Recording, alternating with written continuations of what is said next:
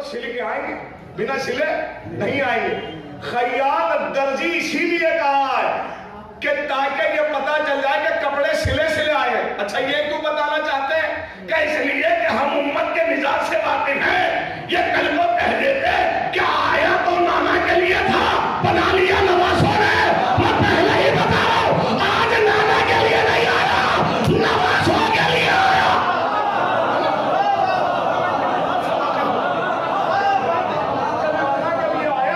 نوازوں نے بنا لیا, لیکن پہلے کہا جائے گا خیاط الحسنین کا حسنین کا درجی ہوں. تو سفید رنگ کے لباس زیبتن کا سفید. نانا بیٹھے ہوں بیٹا پھر کون سا رنگ چاہیے؟ امام حسن نے فرمایا نانا مجھے سبز رنگ پسند ہے. زبان سے سبز نکلا, لباس سبز ہے. بھائی بہت سناٹے میں گیا. چھوٹے نواسے نے فرمایا مجھے سرخ رنگ پسند ہے, لباس سرخ ہو گئے. ابھی یہ تمنا یہ خواہش پوری ہوئی تو پھر فرمایا نانا ناقہ بھی نہیں, محسوس کیجئے. اچھا جناب خدیجہ نانی ملکۃ العرب, بعض مورخین نے 80,000 ناقہ لکھے. چھوڑ دیجئے, اس پہ بحث ہی نہیں کرنی.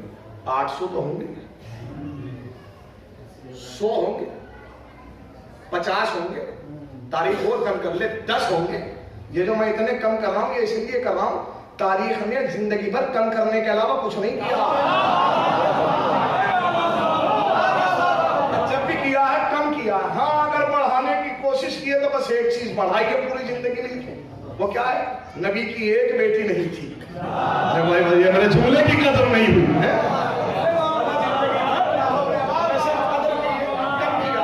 تو بھائی 10 تو بچے ہوئے ہوں گے نانی کے ناقے, 10 نہیں 5, 2, ایک ناقہ تو خود رسول کا ہی تھا جسے میراث میں چھوڑ کر گئے.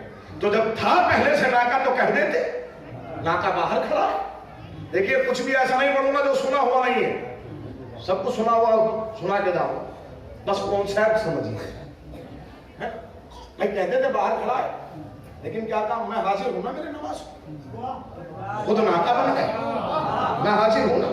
اچھا دوش پر آئے, حسنین ہے, دروازہ مسجد نبوی میں.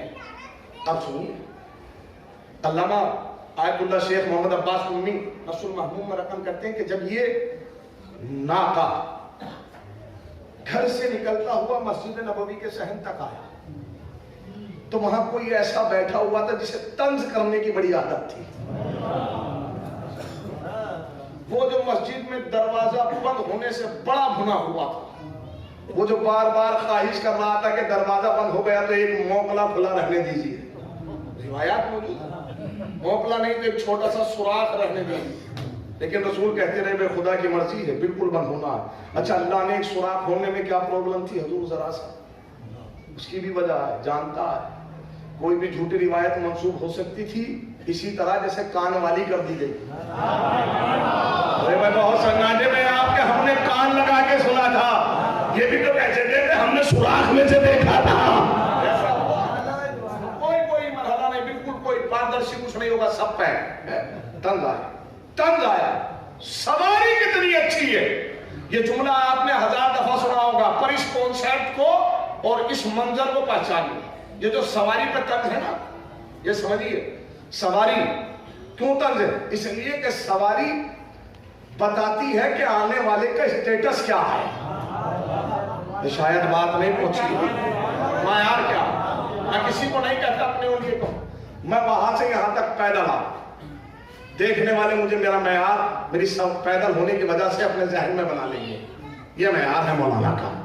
اور اگر میں سائیکل پہ آؤں تو تھوڑا سا معیار آپ ہو جائے گا, اور اگر میں بائک پہ آؤں تو تھوڑا سا معیار, اور اگر میں 4 ویلر سے آؤں تو تھوڑا سا, اور اگر 4 ویلر میں بھی میں مرسیڈیز سے آؤں تو تھوڑا سا, اور اگر میں ہیلی کاپٹر ہی جیسے فارم میں اتر رہا ہوں, آپ غور نہیں کر رہے بھائی, تو میرا معیار اس لیے کہ سواری سے سوار کا اسٹیٹس پتہ لگتا ہے. اس نے طنز کیا سواری کتنی اچھی ہے, پیشانیاں رسالت کا بتایا کہ خبردار چونکہ سواری نظر آئی ہے, سوار کا معیار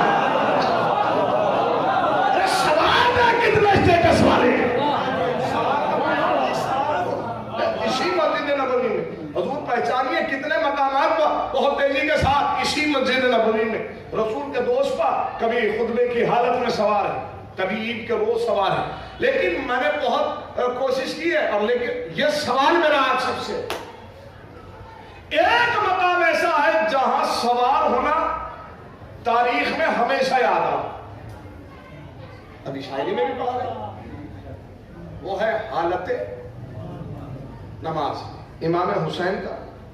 अब मेरा आपसे सवाल है, इसलिए कि जब कोई खतीब ऐसी रिवायत पढ़ता है जो सुनी हुई नहीं होती, तो कुछ अफराद ऐसे होते हैं जिनकी जबान पे फिक्र होते हैं, हुजूर ये कहां से पढ़ दिया, हमने तो आज तक सुना ही नहीं।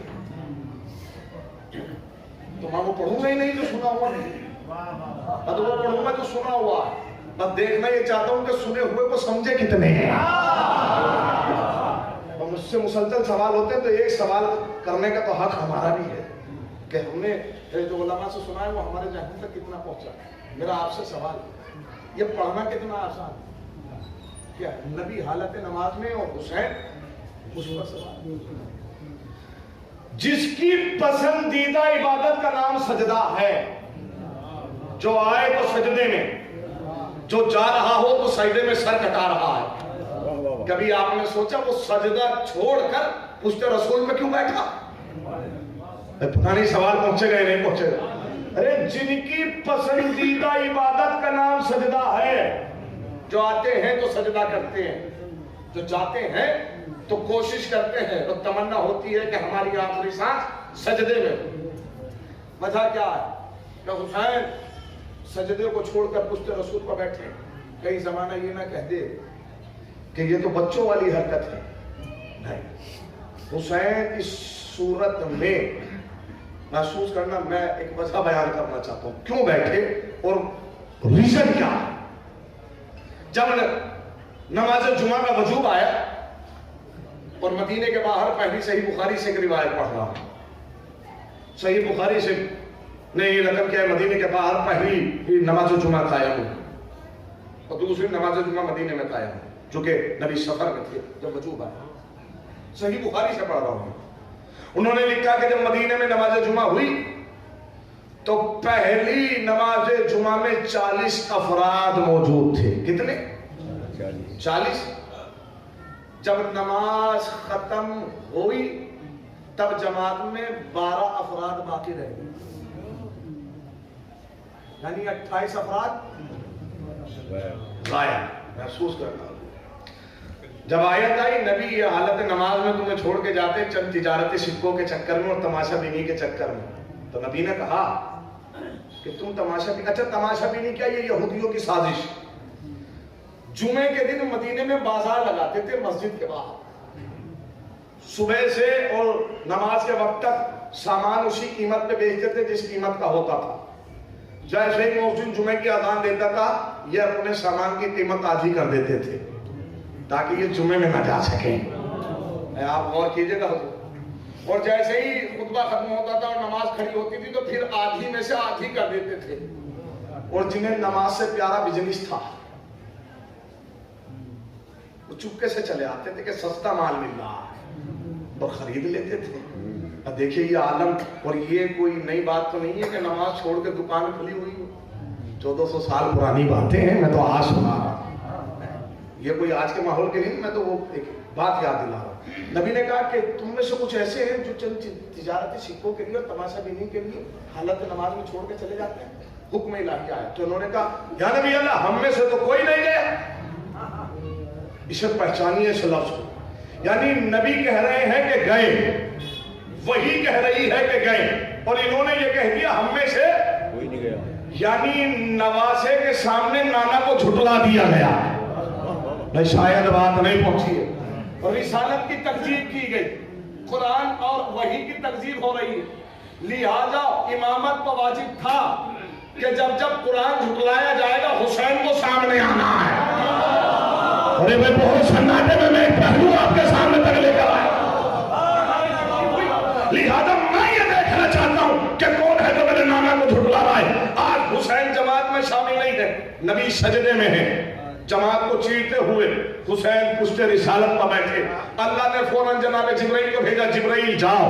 जनाब जिब्राइल आए, अपने दोनों हाथ जनाब जिब्राइल ने रिसालत मात के हाथों पर रख दिए। रसूल समझ गए कि जब तक जिब्राइल के हाथ नहीं हटेंगे मुझे सजदे से सर नहीं उठाना है, और जिब्रील इंतजार कर रहे हैं जब तक हुसैन नहीं उतरेंगे मुझे हाथ नहीं हटाने हैं। नमाज में इंतजार हो रहा है, रसूल को इंतजार है जिब्राइल का, जिब्राइल को इंतजार है हुसैन का, और हुसैन बैठे हैं अपना रुख करके काबे की तरफ नहीं, जमातियों की तरफ रुख करके। और एक मर्तबा नबी ने कहा सुभान रब्बी अला व बिहम्दे, फिर दोबारा कहा, फिर तिबारा कहा। हजूर जिनसे एक दफा का बर्दाश्त नहीं हो रहा था, उन्हें बेचैनी हुई। ये नबी को हुआ क्या है, उन्होंने सर उठाया, देखा हुसैन बैठे हैं, फौरन सजदे में चले गए। फिर दूसरा उठा, देखा हुसैन बैठे हैं, फौरन सजदे में चले गए। अरे जो ना कहीं के जाओ मिर्जा मोहम्मद फजा खतीब अकबर का बड़ा प्यारा जुमला है। ये कैसा मंजर था कयामत का कि नबी के मुकाबिल में उठते थे और हुसैन के मुकाबिल में गिरते थे।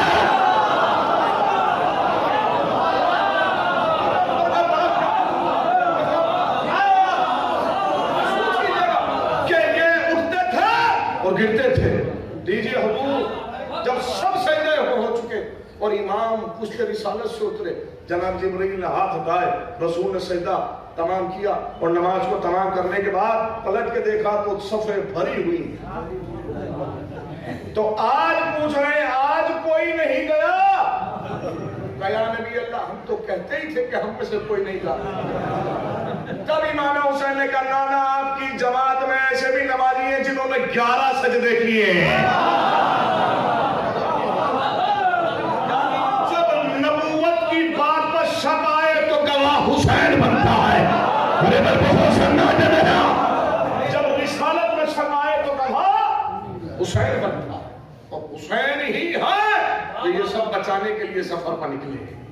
अब ये मसाइल भी बस मुझे 5 या 7 मिनट और दीजिए और उसके बाद रब के मसाइल।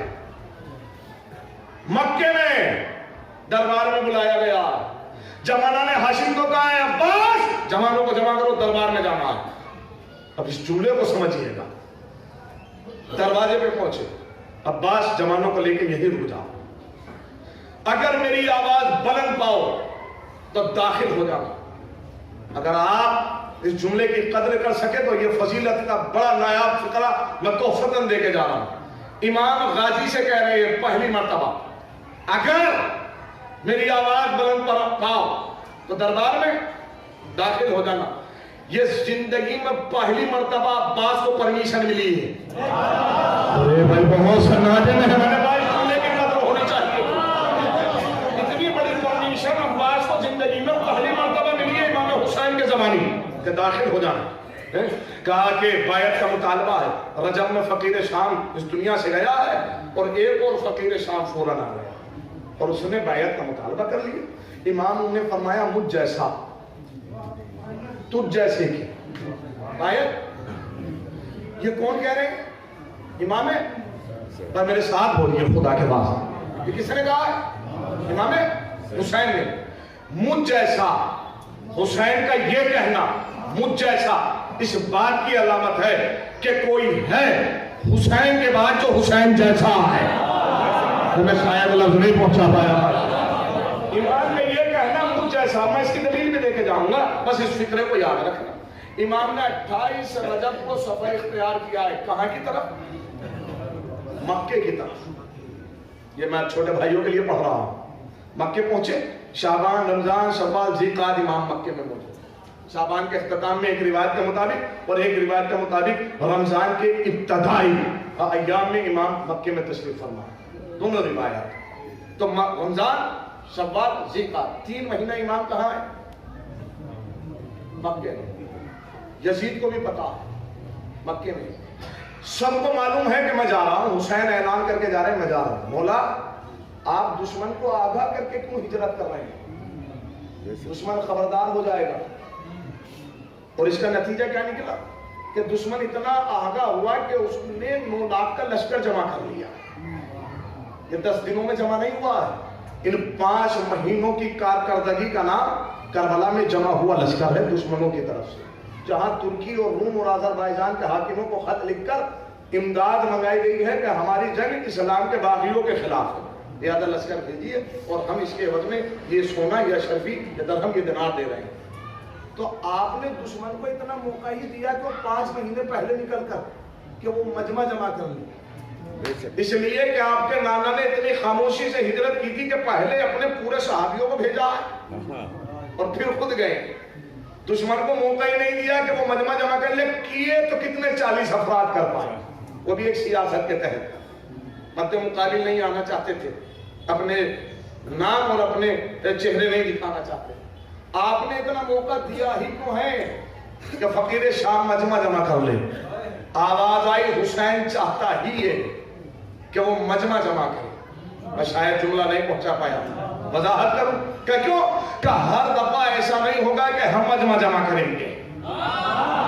بہت سنانے میں ہاں، کل میرے نانا نے قدیر میں مجمع جمع کیا تھا تو اعلان بھی نانا نے کیا تھا، پر اب اصول بدلے گا، اب کہ مجمع یزید جمع کرے گا اور اعلان حسین کرے گا۔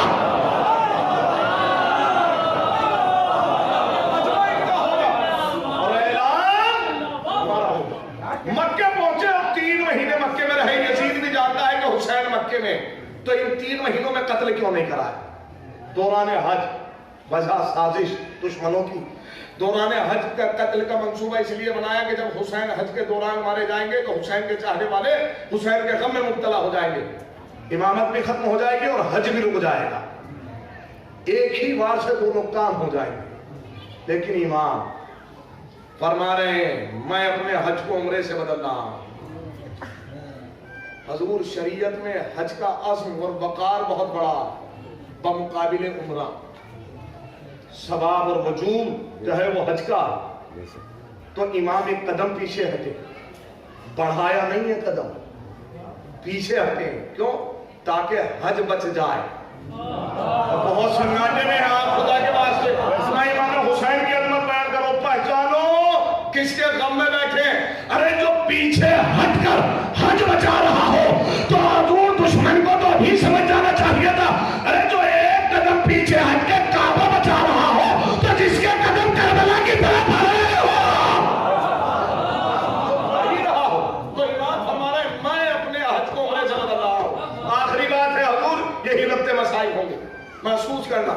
امام خطاب کر رہے ہیں حاجیوں سے، اور حاجی ہیں کہ طواف میں مصروف، جو ہوتا ہے بہت سارے عابدوں میں کہ جب وہ عبادت کرتے ہیں تو کچھ نہیں دیکھتے، چاہے بہت اہم ہے۔ امام اپنی طرح مخاطب کر رہے ہیں، وہ طواف میں مصروف ہے، جب طواف کے بعد سنیں گے۔ لیکن حضور خاندان بنی ہاشم کی فطرت یہ ہے کہ جب آقا کی بات کو نہیں سنا جاتا تو محافظ کو جلال آتا ہے۔ میں نے بڑے دبے ہوئے لفظوں سے بات کہی تھی، اب پھر کہہ رہا ہوں، جب آقا کی بات کو نہیں سنا جاتا تو محافظ کو جلال آتا ہے۔ یاد کراؤں خاندان کی فطرت، لائیے اپنے ذہن کو دعوت ذوالشیلہ تک۔ جب رسول کی بات کو نہ سنا گیا تو ابو طالب کو جلال آیا، اور جب امام بلا رہے ہیں اور امام کی طرح مخاطب نہیں ہو رہے ہیں تو غازی ابو الفضل عباس کو جلال آیا، اور غازی خانہ کعبہ کی چھت پر گئے، بس بلندی پر، خطبہ نہیں پڑھنا ہے، بس ایک فکرہ پڑھنا، اور وہ گرج اور وہ لہجہ، وہ شجاعتانہ گفتگو، یا ایھا الناس،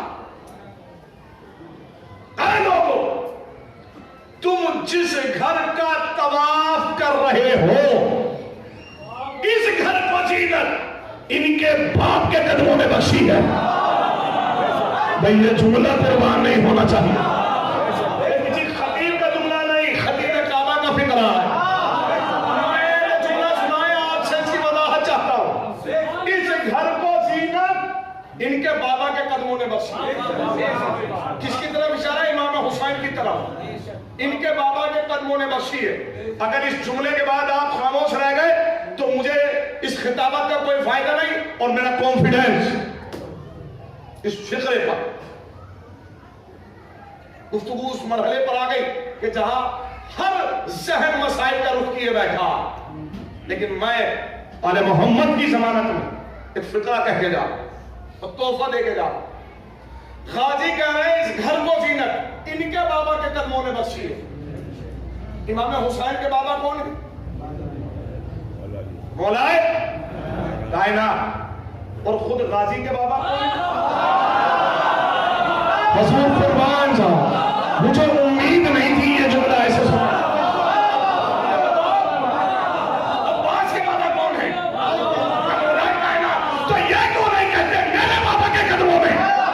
ارے بھائی میرا ساتھ رہو. یہ کیوں نہیں کہتے میرے بابا کے قدموں میں؟ یہ کیوں کہہ رہے ہیں ان کے بابا کے قدموں میں؟ یعنی عباس نے کعبے کی بلندی پر اپنے خاندان کی تہذیب کا اعلان کیا ہے کہ جب گھر میں بڑے ہو تو چھوٹوں کا کام ہو.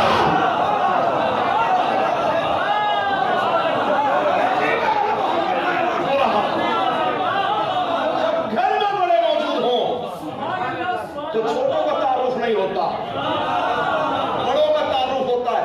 یہ جوانوں میں آپ کے لیے پیغام دے رہا ہوں. آج جو کبھی کبھی سوچتے ہیں کہ گھروں میں بابا کے جانے کے بعد آج بھی خطوط بڑے بھائی کے نام کیوں آتے ہیں؟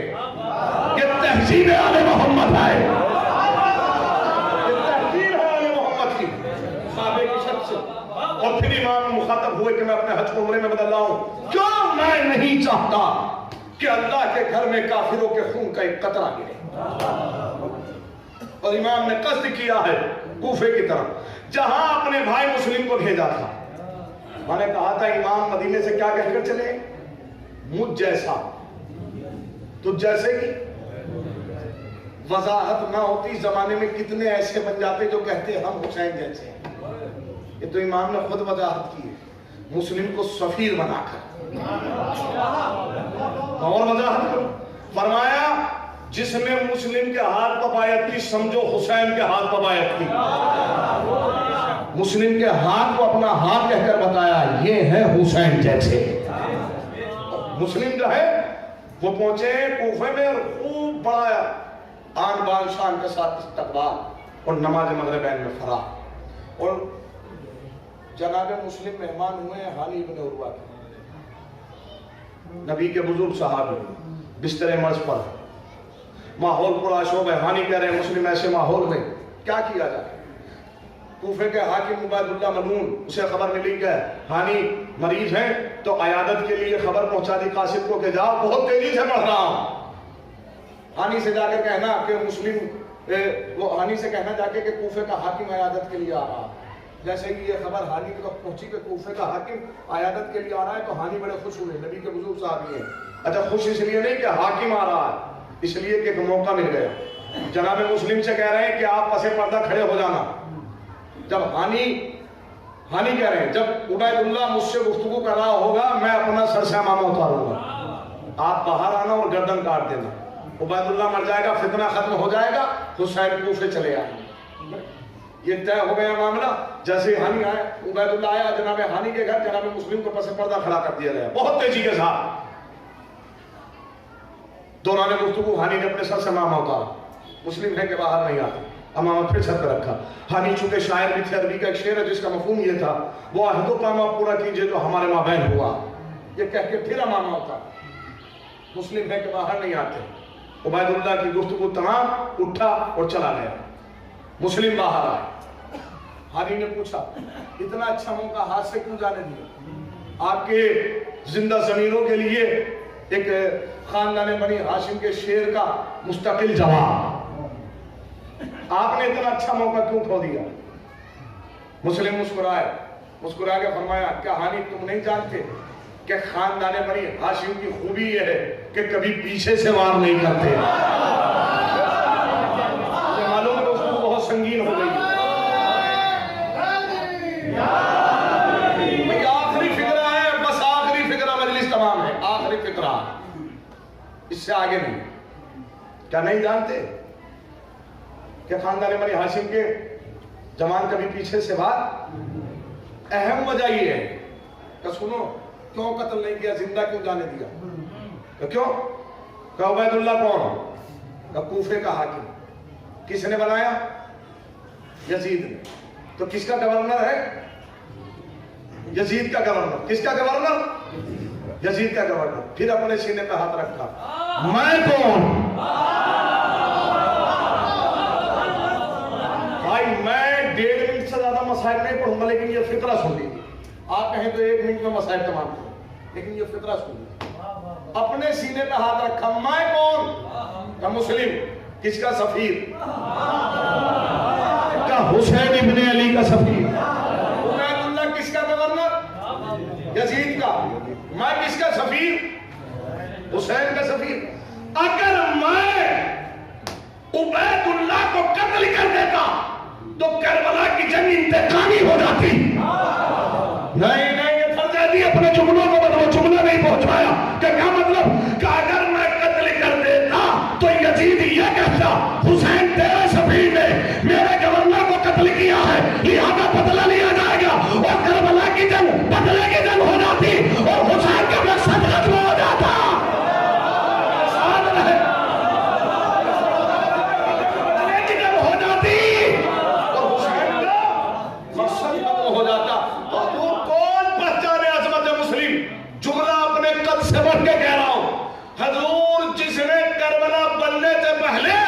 کربلا کو بچا لیا ہو،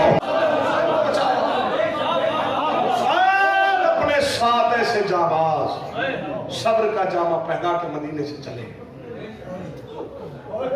نصرت اسلام کے لیے. شب 28 رجب جب امام دربار سے پلٹے تو شریکت الحسین دروازے پہ آنکھیں لگائی بیٹھی ہیں.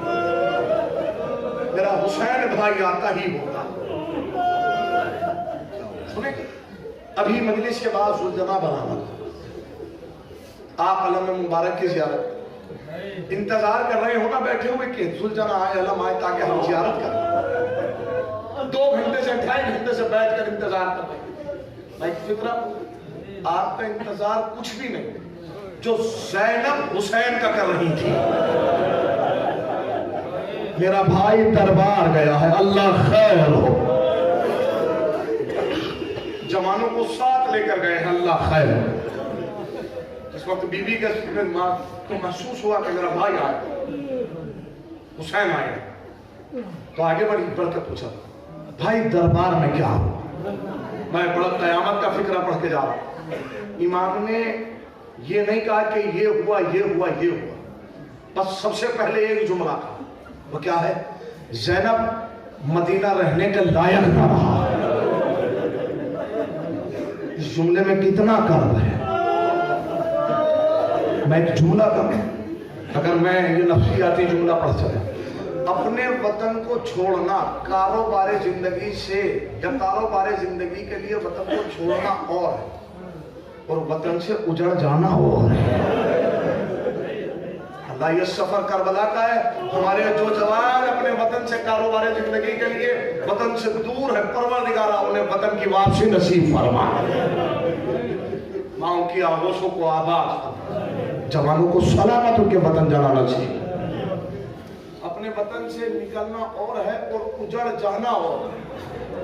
حسین کا ایک کرب بھرا جو مغمومیت کا سمندر کا فکرہ، بہن مدینہ رہنے کے لائق نہ رہا. چاچی کو قریب بلایا، عباس جانے کی تیاریاں کی جائیں. نبی کے ایک صحابی، میں ایک لفظ جن کے بارے میں تاریخ اور خاص صاحب اکرمت کو صاحبہ نے بھی لکھا ہے کہ وہ اس قدر ان کے آواز بہرے تھے، اتنی آواز بھی نہیں سنتے تھے، کتنی کہ ان کو بادلوں کے گرجنے کی بھی آواز نہیں آتی تھی. لیکن 27 رجب کی شب جب گزر گئی اور شب 28 آئی ہے تو انہوں نے اپنی زوجہ کو بلایا اور فرمایا کہ مجھے تو بادلوں کے گرجنے کی آواز بھی نہیں آتی، یہ آج کن بیویوں کے رونے کی آواز ہے.